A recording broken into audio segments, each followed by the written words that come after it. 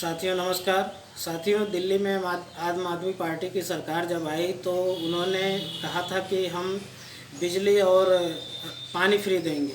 ये काम तो उन्होंने किया, बिजली और पानी फ्री दिए, लेकिन इससे क्या हुआ कि दिल्ली पे राजस्व का बोझ बढ़ता चला गया। और इस राजस्व के बोझ की कम करने के लिए दिल्ली की सरकार ने एक नई आबकारी नीति लाई। इस नई आबकारी नीति के बहाने दिल्ली सरकार या केजरीवाल सरकार का टारगेट ये था कि अपने लोगों को, अपने परिचितों को दिल्ली सरकार में जो शराब की दुकानें होती हैं उनको ठेका देना और उनसे पिछले दरवाजे से पार्टी में फंड के रूप में या जैसे भी चंदा या पैसा लेना।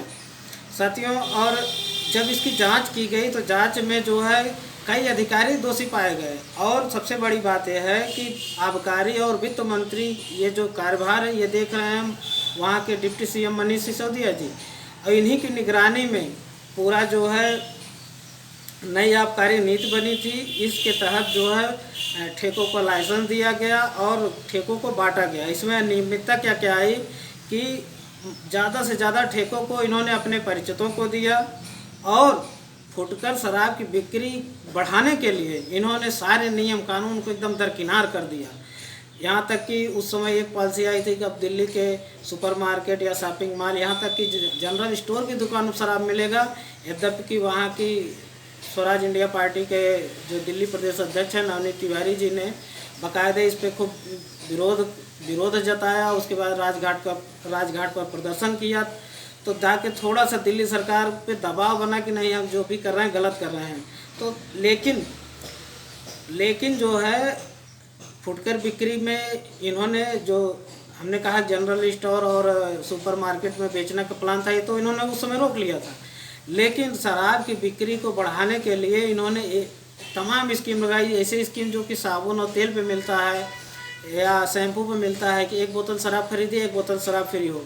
हुआ क्या साथियों कि ऐसे में क्या होता था कि शराब की खपत वहाँ पे जो है 87% बढ़ गई, लेकिन दिल्ली सरकार का राजस्व 80% घट गया।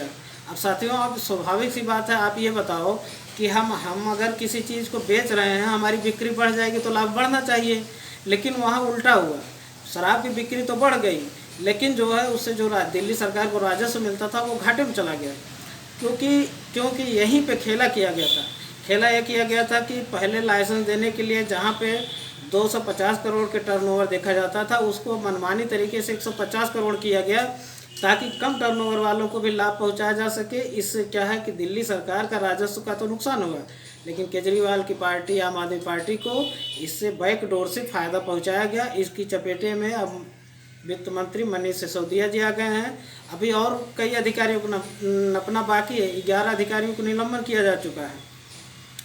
हमारा बस सवाल ये है कि यही दिल्ली के अरविंद केजरीवाल जी जब मुख्यमंत्री नहीं थे तो उनका ये मानना था कि शराब जो है समाज में अव्यवस्था फैलाती है, कि इसका सबसे ज़्यादा शिकार हमारा युवा वर्ग होता है और शराब पी के आने के बाद सबसे ज़्यादा प्रताड़ित घर की महिलाएं होती हैं, बच्चे होते हैं, तो वो इसके खिलाफ थे। लेकिन जब वो मुख्यमंत्री बन गए, उनको कमाई का कोई जरिया नहीं सूझा, तो उन्होंने जो है नई आबकारी नीति के तहत ज़्यादा से ज़्यादा राजस्व जुटाने, पार्टी में फंड लेने के लिए ये सारा काम किए हैं।